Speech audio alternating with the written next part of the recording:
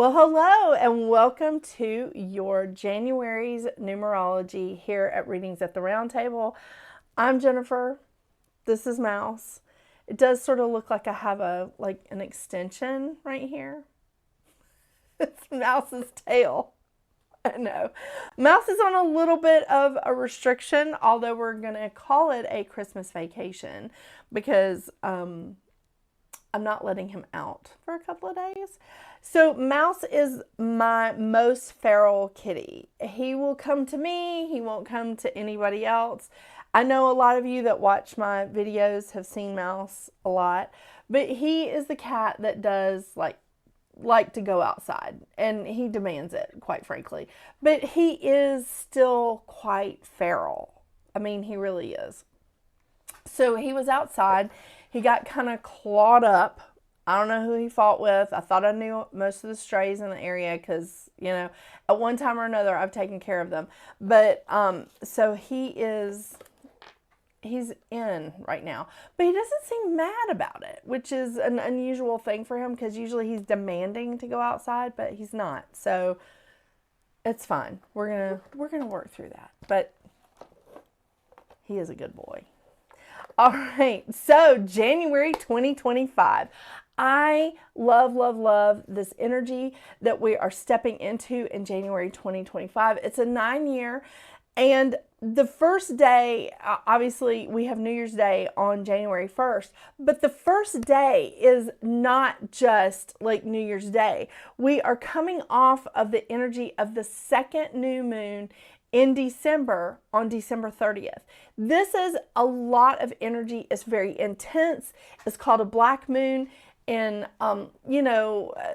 pagan, Wiccan, metaphysical circles. It's a black moon, not unlike the 2 full moons in a month is called a blue moon. So this is very powerful energy. And I love that we are experiencing that energy literally. It's less than 48 hours before we hit that New Year's Day, energy and the vibration of a 9-year. So I really love that. New moon in Capricorn on December 30th. I may do like a short video just like discussing that energy and how powerful it is, and that you really should take advantage of it on December 30th. So again, on the 1st of January, we obviously have New Year's Day. On the 2nd of January, we have Hanukkah ending, and we have Venus moving into Pisces. And Venus likes being in water signs. Venus really likes being in Pisces. On the 6th, we have Mars moving into Cancer. He is retrograding. So Mars retrogrades from Leo into Cancer on the 6th. On the 8th, we have Mercury moving into Capricorn. This is a quick trip here for Mercury because Mercury had retrograded into Sag when Mercury was retrograde. So now Mercury has gone back into Capricorn on the 8th. On the 12th of January, we have North Node moving into Pisces, which means South Node is moving into Virgo. So for those of you with a lot of Pisces or Virgo placements, this is a big deal. It really is. And I'm going to go into detail about this on other videos. I'm not going to spend a lot of time on it here because this is just an overview for the numerology for the month. But if you have a lot of Pisces or Virgo placements, this next 18 months, 2 years is going to be a lot. Just FYI. So then on the 13th, we have a full moon in Cancer that hits its peak at 5:27 p.m. Eastern Standard Time. I want to remind you guys again, I'm on the East Coast of the U.S., so everything is Eastern Standard Time to me. On the 19th, we have the sun moving into Aquarius. Oh my gosh, I love me some Aquarians. I mean, when I see that an Aquarian, one of my clients that's an Aquarian is called, I will be like bend over backwards going, oh my gosh, let me get them scheduled in as soon as I can because I just got to know. I got to know what's going on. And you guys deliver your messages to me with just sarcasm and just such great wit. I love it. Y'all know who you are. And just so you know, I will run to that phone and be like, I got to get them in. I got to work them into the schedule. Yeah, it's awesome. All right. So on the 27th, I told you Mercury was making a quick trip through Capricorn because Mercury moves into Aquarius on the 27th, joining Pluto and the Sun. It's a party in Aquarius, let me tell you. Because on the 29th, we have a new moon in Aquarius, and that hits its peak at 7:36 p.m. Eastern Standard Time. And it's also the Lunar New Year. So this is the beginning of the year of the snake. Yeah. I also have a video of that coming out. Very excited about it because, you know, the snake sheds its skin and we're moving into this 9-year. So excited. Awesome, awesome energy. Okay, and on the 30th, one last thing before we leave January, Uranus goes direct in Taurus. I know. So we're like getting, kind of working out the last of these retrograde energies. We're not done yet, but we're working them out. Yeah, so it's good.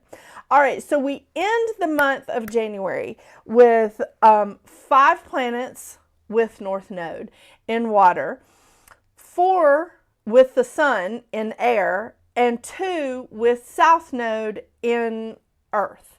So when I say with South Node and with North Node, they're not technically planets, but I'm including them in that lineup. So we have 5 in water, 4 in air, 2 in earth, and 0 in fire. I did say that right. Water, air, earth. Yeah, 0 in fire. So we don't have anything in fire right now. So for everyone that has a lot of placements in their chart in fire or has a lot of fire signs in their chart, this could be like some of your downtime. You may have to lean in on some of your other elements. That really is, it stands true for me because my chart is pretty well like even through earth, air, and fire. And a little bit in water, but I have a lot of past life in water, so, you know, whatever. But the thing is, like, if you have a lot of fire in your chart, if there's a lot of fire energy around you, you're going to have to, like, bring in your own energy. You really are, because it's not out there, like, giving to you at this time. But that's okay. Everything changes. Everything has a season. Just hang on. It'll get better. So let's see what your individual numerology is for this amazing first month of 2025 in this 9-year. I mean, I'm really looking forward to it. Let's see what checks out here for y'all. And by the way, Happy New Year. Oh my gosh, totally forgot to tell you what the crystal is for the month of January. I even wore this amethysty sort of colored shirt to remind myself to do it because it is amethyst. So I picked this stone, I like drew it, but at first I was just like, meditation, like I'm not really getting it. But I did get it because we have a lot of releasing that's going on in 2025. And I think that setting the tone for it in January is going to be important. So I have a lot of rough amethyst. I don't have that much of like really polished amethyst. The one that I would say I use like all the time is my pendulum amethyst. I think most people, I say most people, it may just be me. I prefer the rough amethyst and I also prefer the darker purple, but it doesn't mean that, you know, it's not useful in other ways and other colors, but this is one that I wear all the time. So this is like my favorite. Got 2 different kinds of amethyst in there. And the beads on this, the beads on the necklace part are also amethyst. Do you see how light they are?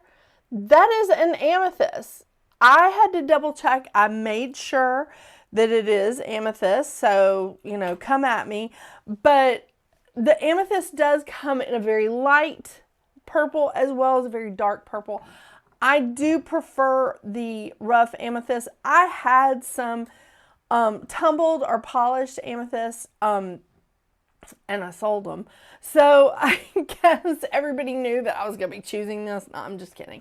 But I just wanted to read to you a little bit about the amethyst. This is going to be the crystal of January 2025. I mean, you know, that's an arbitrary thing, but I did choose it. Hello, Mercury.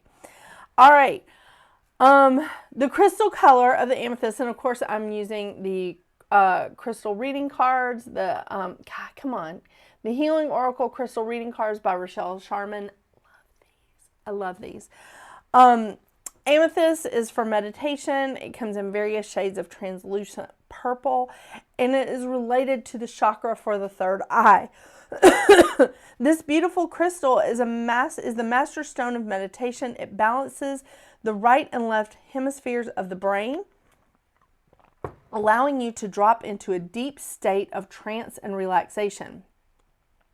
The medicine of the amethyst assists in healing and transforming addictions relating to painful, suppressed emotions, and is an overall healing crystal on all levels. Invite this tranquil stone into your sacred meditations and receive its wonderful blessings.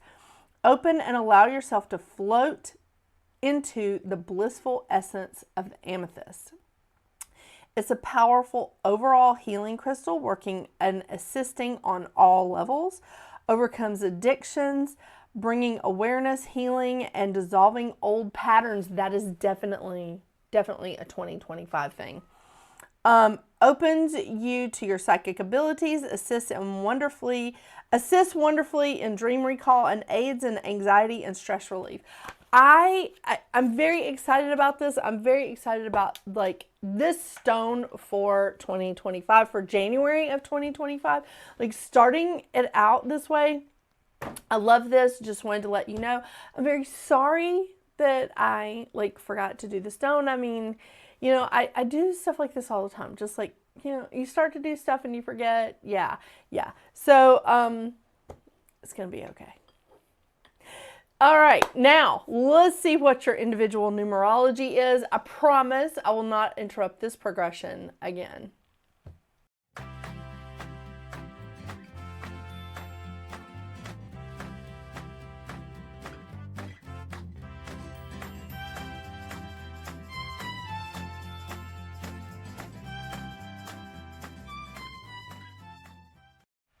Hello, Life Path 6. January. All right, I told you guys in November that was going to be a little bit of a preview as to what you could expect to see in January. A little bit, because we're going to be in a different vibration with a different year. 2025 is a 9 year. 2024 has been a 44-8 year. So we're moving into January for you with that 9 energy, but January for you is a 7 month. So remember back in November when you were really opening yourself up to a spiritual connection, and you were opening yourself up to, trusting yourself more. That's what January is going to be for you. It's a 7 month with a very spiritual vibration, with a very spiritual and metaphysical vibration behind it. So 7 is all about spiritual connection to each other, to the universe, to spirit, to nature. It's all of it. It's encompassing every part, and it is wonderful. It's not the easiest for for some people, because expanding your spiritual knowledge, expanding your metaphysical knowledge, expanding your spiritual self is not always an easy thing for people. It's not. It does require a lot of discovery. It requires a lot of insight, maybe even like using some philosophy or contemplation, introspection. I think that this is definitely a time of building trust within your own judgment. There's a lot of insight coming to you in a 7 month. There's a lot of time where you need to search for and recognize peace when it's brought to you. Being in a 7 year is not always easy either. I mean, look, we just had a 7 year in 2023. 2023 wasn't like a cakewalk for a lot of people. However, for you, I think this could be a really wonderful time. It is a time to discover like yourself and work through some of the things that you want to expand, and you want to learn about your spiritual side, about like your relationship with yourself. That's a good way to put it. Your relationship with yourself. The mantra of the 7 is, I am graceful spirit, finding insight, beauty, and peace all around me. The thing is, it's there. It is there for you, Life Path 6. It is. It's just, are you going to be able to find it? Are you going to be able to identify it? Yeah.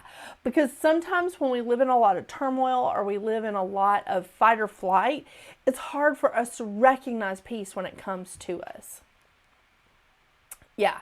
So, and I've heard that before, like when people are dealing with a breakup, or they're dealing with losing a job or a home, or just moving in general, it's hard for them to stop fighting. It's hard for them to stop the natural instinct to want to push ahead, like get out of this, move on, or fight for what they need, or fight to be heard. It's difficult. This is a time when you can sit back and relax a little bit. This is a time of contemplation, of introspection, of looking inside and just being like, let's assess my situation. Let's assess like what's going on with me and how can I work through this. The lesson of the 7 is making choices without retreating from others, and finding the answers within yourself and trusting them. So you are going to definitely feel that a lot this month. You are definitely, in January, you're definitely going to be feeling that energy and just going, yeah, I'm there. The shadow sides of the 7 is self-imposed isolation, self-doubt, running from problems or decisions, and insecurity. If you start feeling those things, don't just switch it off and go, oh no, I am not feeling that, and sweep it under the rug. That's not the answer. What you need to do is like feel it, acknowledge it. Don't camp out in it, but just go, okay, this is how I feel. So again, I'm going to use my spiritual openness and just move through this. How can I get out of this self-imposed isolation? How can I correct this self-doubt? So there is components of that here. Remember, just want to remind you a little bit about yourself here, Life Path 6. Your mantra is, I am compassionate, generous, and inspiring mutual love, respect, and truth. And I really think that this is a lovely, lovely thing that you bring to the table. It is. Remember to do that for yourself, not just for other people. Remember to do that for yourself. Be compassionate, be generous for yourself as well. Be a good friend to yourself, just like you are with other people. I think this is a wonderful time for you to embrace some of that artisticness that flows through your life path, because you are very artistic, you're very loving. And I think that this is a good time for you to maybe open yourself up to some of these artistic abilities, or just dabble in some artistic things, because that could definitely help you to trust yourself. And I'll tell you, when you're working on a hobby or you're exploring something, pottery, painting, writing, music, anything that has an artistic bent to it, that definitely connects you with spirit quick. It does. 100%. And you're all about balance and harmony, so bring that in. Bring that in. And remember, one of your shadow sides is learning to be alone without being lonely. And getting a little skeptical. Yeah. which brings about like being overly sensitive or super judgmental of yourself and others. Yeah. So this is a good time for you to be very accepting. And when you're accepting of yourself, it's easier for you to accept others. Yeah. All right, so I'm pulling some advice cards from the usual card decks that I use. But if you're new here, I am using the Goddess Guidance Oracle card deck and the Moonology card deck. And I usually like introduce the cards that I'm using for advice cards at the beginning in the intro, but I forgot today. I mean, I almost forgot to introduce you to the crystal of the month. I mean, I'm blaming the holidays because I think Christmas is just like wiping me out. But as I said in a couple other videos, it's just once a year, so I can deal, right? Yeah. Now let's just hope I get these videos edited in time to put them out before January 1st. Yeah. All right. One more good shuffle and then we'll see what we got for you. I think this is the kind of month you need, Life Past 6. Entering into a year of transition and change, I think this is the kind of month. This is the kind of month we could all use, but you're the lucky recipient of the 7 vibration this month. I mean, yeah, for January. Ooh. I like this. And I know I'm going to mispronounce it. Siege, quiet time. I am probably mispronouncing this and butchering that name all over the place. But I'm Southern and I do that. Take some quiet time alone to rest, meditate, and contemplate. I could not have picked a better card for you. That is awesome. I mean, really. Spirit knows what it's doing when I'm picking these cards. I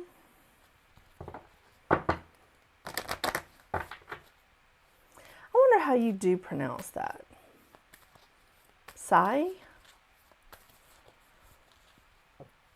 I'm going to have to look it up because a lot of the Celtic names, I just butcher them and I feel so bad because they're beautiful.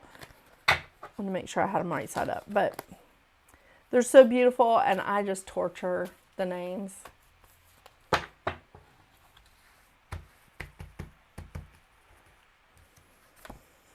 Oh.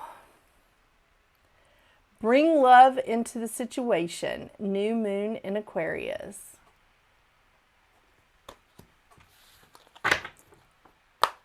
Love that. Love it, love it, love it. And we're moving into January with this wonderful, wonderful new moon energy from the second new moon of December. It's great. It's fantastic. Okay. Woo-hoo. Come on, focus. Thank you, Canon. That is your only job, by the way, you know. Bring love into the situation. Aquarius is all about progress and modernity. So this is the time to move forwards. The new moon in Aquarius card means no looking back. Love that. No looking back. Change is on its way and it could come quickly. Whether you get the change you want depends on whether you believe you can have it and how much you're relying on others to bring it to you. This card comes with a suggestion that you may need to do things independently on your own, but be loving, not too pragmatic. Time may be of the essence when this card comes up. Aquarius energy has an electric feel to it. Certainly, there is a sense that you need to let go of the past and move towards your future as soon as possible. Explore the idea that it's not what you know, but whom you know. I think this is just, I think this is amazing. Again, bring love into the situation. That's what you do. Compassion, love, generous. Teaching mutual love, respect, and truth for everyone. Yeah, that's you. Thank you so much for joining me today, Life Path 6. I hope you have a wonderful, amazing new year, and I hope January is just fabulous for you. And until we see each other again, get out there and make your magic. Bye.